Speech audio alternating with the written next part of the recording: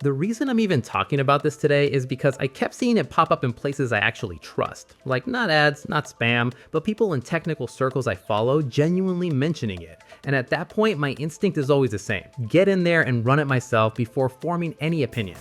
So that's been the last month, and here's what that process actually produced. So what is the platform actually doing on a technical level during a mining run?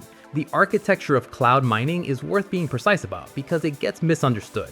The local device is not part of the computation at any point. It's purely an access layer, a dashboard sitting in front of infrastructure that lives somewhere else entirely.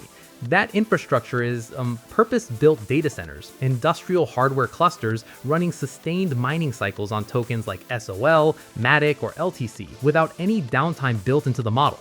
And what's required from this side is entering the console, setting the session duration and parameters, and executing. Power load, hardware depreciation, network uptime. That operational layer is fully absorbed on their end, and stripping that complexity out is the whole reason this model scales the way it does.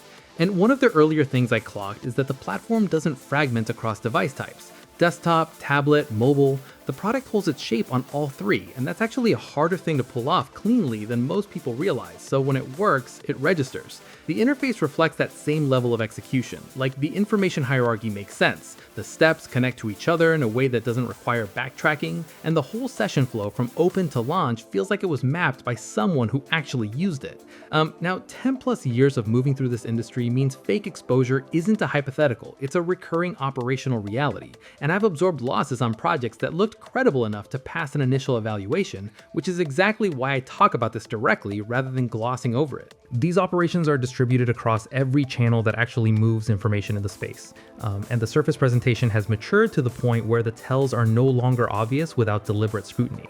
So the markers that have consistently proven reliable, detail-level design quality breaks down on scam builds because the investment stops at whatever creates the first impression.